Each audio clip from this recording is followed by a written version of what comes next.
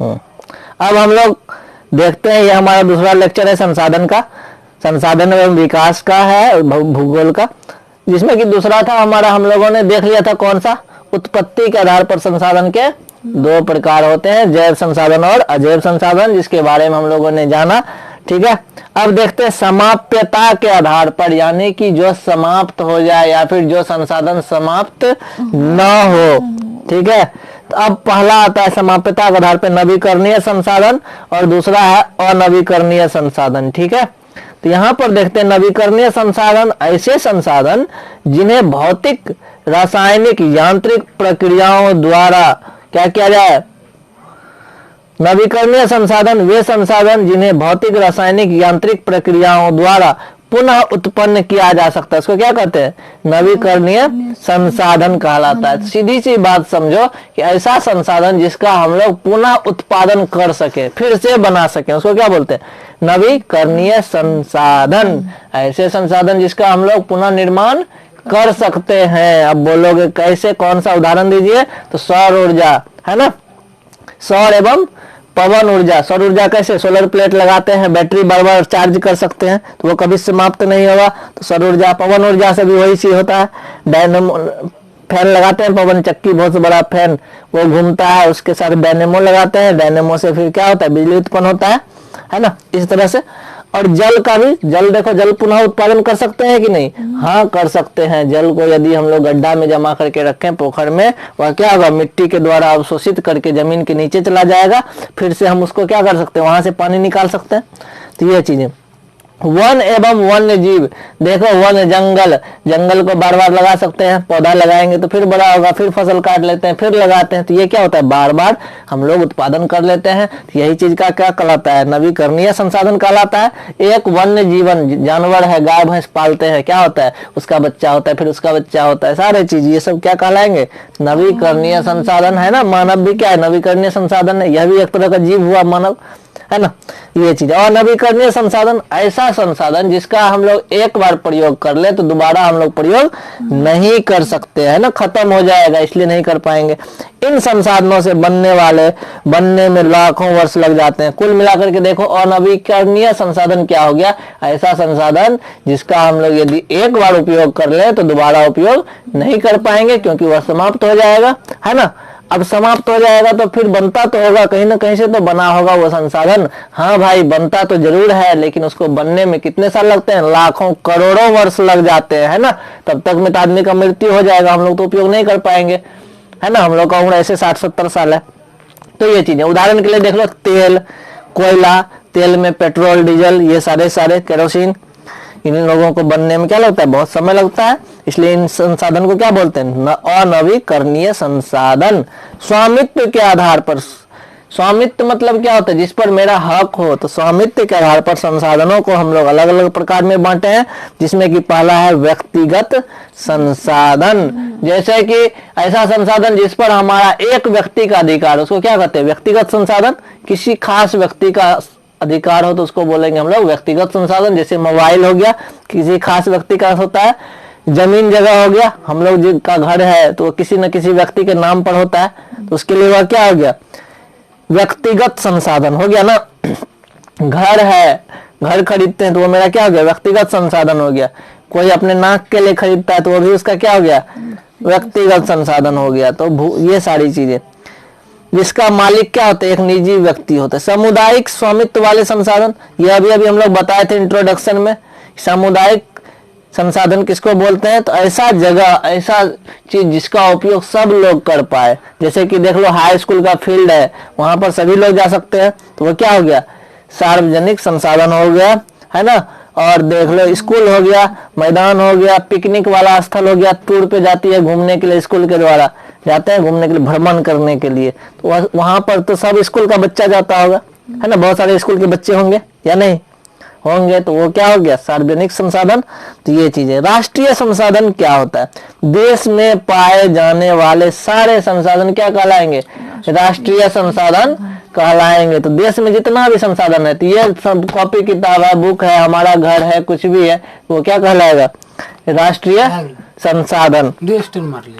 ठीक है, तो राष्ट्रीय संसाधन समझ में आ गया। तो देश के अंदर, हमारा देश का मैप बनाने जानते हो भारत का, उसके अंदर जितने भी संसाधन होंगे वो क्या कहलाएगा, राष्ट्रीय संसाधन कहलाएगा। तकनीकी तौर पर अब देखो, भारत सरकार तो खेती नहीं करती है, खेती करती है, लेकिन भारत सरकार के नींव पड़ेगी पूरा साल का, देगा हमारे देश में इतना टन अनाज उत्पादन हुआ, किसका, भारत में इतना गेहूं उत्पादन होता है, तो गेहूं कौन उत्पादित करता है, भारत सरकार नहीं। तो देश में जो उत्पादन होता है तो किसका संसाधन हुआ, भारत सरकार का संसाधन हुआ, इसलिए कहा जाता है क्या, राष्ट्रीय संसाधन। उसको समझ में आ गया। तकनीकी तौर से सभी संसाधन राष्ट्र के होते हैं। क्या होते हैं, जितने भी संसाधन है वह क्या होता है, राष्ट्र का होता है। ये आदमी है, ये भी आदमी है, ये सारे सारे कौन है, राष्ट्रीय संसाधन है ना। तो ये चीजें, अंतरराष्ट्रीय संसाधन क्या होता है, तो हम लोगों ने बताया था कि तट रेखा से 200 किलोमीटर दूर से परे, समझ में आया कुछ, जैसे हमारा भारत का बाउंड्री है ना, तमिलनाडु केरल के तरफ, वहां से 200 किलोमीटर दूर, ठीक है, और छोड़ करके उसके आगे जो क्षेत्र होगा वह क्या कहलाएगा, अंतरराष्ट्रीय संसाधन कहलाएगा। समझ में आया कुछ, तुम जहां हो, ठीक है, यहाँ से 200 किलोमीटर तक ये राष्ट्र का संसाधन हो गया, उसके बाद जो क्षेत्र बच गया वो क्या कहलाएगा, अंतरराष्ट्रीय संसाधन। वही ये 200 किलोमीटर क्या होता है, अपवर्जक आर्थिक क्षेत्र। क्या होता है, अपवर्जक आर्थिक क्षेत्र। और खास करके ये 200 किलोमीटर कहाँ मापा जाता है, महासागर में, है ना। इस संसाधन को हम लोग बोलते हैं अंतरराष्ट्रीय संसाधन बोलते हैं। इन संसाधनों में अंतरराष्ट्रीय संस्थाओं की सहमति के बिना उपयोग नहीं किया जा सकता है। यहाँ पर अंतरराष्ट्रीय संस्था पता है ना क्या क्या है, वर्ल्ड, विश्व, क्या बोलते हैं इसको, WHO, वर्ल्ड हेल्थ ऑर्गेनाइजेशन, और उसके बाद क्या है, संयुक्त राष्ट्र, UN क्या है, अंतरराष्ट्रीय संगठन है, एक तरह से पूरे दुनिया का एक कंट्रोल करने वाला संस्था है। तो उसके बिना आदेश का हम लोग उसका उपयोग नहीं कर सकते, किसका, अंतरराष्ट्रीय संसाधन का। अंतरराष्ट्रीय संसाधन का उपयोग हम लोग बिना अंतरराष्ट्रीय संस्था के सहमति से हम लोग उपयोग नहीं कर सकते हैं। और ये तटरेखा के कहाँ होता है, 200 किलोमीटर के बाद होता है ना। विकास के स्तर पर, विकास के स्तर पर भी संसाधन के प्रकार होते हैं। विकास के स्तर पर कौन कौन, संभावी संसाधन। कौन संसाधन, संभावी संसाधन। तो वैसे संसाधन जो किसी प्रदेश में विद्यमान होते हैं, मतलब क्या हो गया, ऐसा संसाधन जो हमारे यहाँ तो है, संभावी संसाधन। समझ में आ गया, क्या देखा, संभावी संसाधन क्या होता है, ऐसा संसाधन जो हमारे क्षेत्र में तो है लेकिन हम उसका उपयोग नहीं करते हैं, वह क्या कहलाता है, संभावी संसाधन। समझ में आ गया कुछ, है ना। तो ये चीजें, ये हो गया संभावी संसाधन, ठीक है। उसके बाद हम लोग देखते, उदाहरण के लिए भारत के पश्चिमी भाग, राजस्थान और गुजरात में पवन और सौर ऊर्जा का संसाधनों का अपार संभावना। देखो राजस्थान में गर्मी, गुजरात महाराष्ट्र गर्मी ही गर्मी, ठीक है, बहुत सारा बंजर भूमि है, जमीन जिसका उपयोग खेती के लिए नहीं होता है। वहां पर हम लोग क्या कर सकते हैं, सोलर प्लेट लगा सकते हैं, पवन चक्की लगा सकते हैं, चूंकि आंधी तूफान आते रहता है, लेकिन हम लोग उपयोग नहीं कर रहे। यदि ऐसा करेंगे तो वहां पर क्या होगा, अधिक से अधिक विद्युत उत्पादन होगा, विद्युत उत्पादन होगा, सस्ता बिजली मिलेगा, जितना अभी मीटर का चार्ज देते हैं उससे कम देना पड़ेगा। तो ये चीजें, तो ये क्या हो गया, संभावी संसाधन। आगे है विकसित संसाधन। विकसित संसाधन क्या होता है, ऐसा संसाधन जिसका सर्वेक्षण किया जा चुका है, उपयोग की गुणवत्ता और मात्रा निर्धारित की जा चुकी है, विकसित संसाधन कहलाता है। कहने का मतलब समझ में आया कि ऐसा संसाधन जिसके बारे में हम लोग अच्छे तरह से पता कर लिए, जिसका हम लोग उपयोग भी कर रहे हैं, जैसे कि इंटरनेट हो गया। हम लोग जानते हैं कि लेक्चर मिल जाता है वहां पर, तो हम लोग आसानी से देख लेते हैं। तो यह क्या कहलाएगा, विकसित संसाधन, है ना। हम भी लेक्चर बना करके डाल रहे हैं यूट्यूब पे, तो ये क्या हो गया, विकसित संसाधन हो गया। क्यों, क्योंकि ये हमें समझ में आ गया कि जो है यदि हम यूट्यूब पे डालते हैं तो सब बच्चा देख सकता है, सब समझ सकता है। तो ये क्या हो गया, विकसित संसाधन जिसका गुणवत्ता और मात्रा भी निर्धारित की जा चुकी है। आगे देख लो भंडार। भंडार का मतलब क्या होता है, ऑटोमेटिक है। भंडार का मतलब जहां पर है ना। जैसे कि संसाधन जिसका सर्वेक्षण किया जा चुका है, इसमें सर्वेक्षण किया जा चुका है, गुणवत्ता और मात्रा निर्धारित की जा चुकी है, लेकिन इसमें क्या है, सर्वेक्षण तो कर दिया गया है लेकिन प्रौद्योगिकी के अभाव में, प्रौद्योगिकी मतलब तकनीक नहीं है। जैसे कि दक्षिण अफ्रीका में अफ्रीका में बहुत सारा सोना है, दक्षिण अफ्रीका में, लेकिन वहाँ का लोग उपयोग नहीं कर पाता क्योंकि उसके पास मशीन नहीं है, पैसा नहीं है उतना कि मशीन लाएगा खरीद के निकालेगा जमीन के नीचे से, बेचेगा, अमीर हो जाएगा, ऐसा कुछ तो है नहीं। तो उसके पास किस चीज का अभाव है? तकनीक का अभाव है ना, प्रौद्योगिकी का अभाव है, इसलिए उसका उपयोग वह नहीं कर पाता है। वहाँ अभी भी गांव है, गांव में बिजली नहीं है, गांव में सड़क नहीं है, ये सिचुएशन है, लेकिन वहाँ खजाना ही खजाना है। तो लोग के पास तकनीक नहीं है तो वो क्या कहलाएगा? भंडार कहलाएगा। उदाहरण के लिए देख लो, दो ज्वलनशील गैस हाइड्रोजन और ऑक्सीजन के यौगिक जिससे ऊर्जा के मुख्य स्रोत के रूप में किया जा सकता है, लेकिन तकनीक के अभाव में ऐसा संभव नहीं है। क्या बोला? दो ऐसा गैस हाइड्रोजन और ऑक्सीजन गैस है ना, जब दोनों को मिलाएंगे तो उससे क्या उत्पन्न होगा? ऊर्जा उत्पन्न होगा, लेकिन ऐसी कोई तकनीक हमारे पास है नहीं। एक और है भंडार। यहाँ से लगभग 1300 किलोमीटर दूर ऊपर में आकाश में एक ऐसा हवा का लेयर है, वहां पर 24 आवर आंधी तूफान चलते रहता है ना आकाश में, यहाँ से धरती से लगभग 1300 किलोमीटर ऊपर। वहां पर यदि हम लोग बड़ा बड़ा फैन लगा दे, पवन चक्की वाला फैन, वो जो घूमते रहेगा हमेशा, चूंकि हवा चलते रहता है, तो उस कंडीशन में क्या हो जाएगा?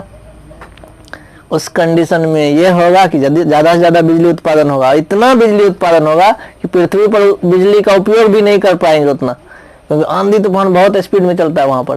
तो सोचो, लेकिन वहां लगाएंगे कैसे? ये तकनीक हमारे पास नहीं है, सोचने वाली बात है ना। अभी देख लो हमारे पास क्या है, बीमारी आ गया है ना, सर्वेक्षण किया जा चुका है, कोरोना वायरस के बारे में जांच पड़ताल हो चुका है, लेकिन प्रॉब्लम क्या है? हमारे पास तकनीक नहीं है, किस तरह से उसका क्या करें।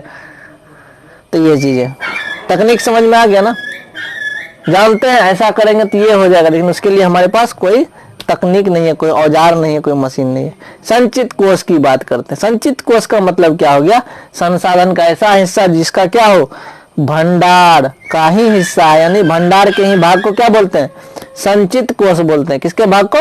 भंडार और संचित कोष लगभग एक ही जैसा है। संचित कोष का मतलब क्या हो गया? अपना पैसा बचा बचा के रखते हैं, 200 500, वो क्या हो गया? मेरा संचित कोष हो गया। तो भंडार और संचित कोष लगभग एक ही चीज है, जिसका उपयोग उपलब्ध तकनीक के द्वारा किया जा सकता है। देखो भंडार में क्या है? उसमें तकनीक की कमी है, टेक्नोलॉजी नहीं है, लेकिन इसमें है। संचित कोष में क्या है? तकनीक है हमारे पास, और परंतु जिसका उपयोग अभी शुरू नहीं किया गया। जैसे बांधों में जल, बांध जो बनाते हैं तो पानी बहुत जमा होता है, उसको यदि नहर बना करके हर खेत तक पहुंचा दें तो क्या हो जाएगा? आसानी से सिंचाई हो जाएगा। लेकिन क्या है, हम लोग नहीं बनाए हैं, हमारे पास सब औजार है, बना भी सकते हैं। ये चीजें, तो ये हो गया, तकनीक भी है लेकिन अभी उपयोग उसका शुरू नहीं किए हैं। तो ये चीजें, वन लगाना संचित कोष है, तो सबको पता है कि जंगल लगाएंगे तो पैसा भी होगा, लकड़ी बेचेंगे तो हवा भी मिलेगा, लेकिन ऐसा कर नहीं रहे, तो वो चीज क्या कहलाएगा? संचित कोष कहलाएगा। हमारे पास अकल है, हम कर सकते, लेकिन करते नहीं है। समझ में आ गया? तो हम लोगों ने यहाँ तक देखा संचित कोष। अब हम लोग देखेंगे अगला लेक्चर में संसाधनों का विकास, ठीक है, और इस चैप्टर को पूरा कंप्लीट करेंगे हम लोग अच्छे तरीके से, और अच्छे से समझाने का प्रयास करेंगे। ठीक है, अब मिलते हैं अगले लेक्चर में।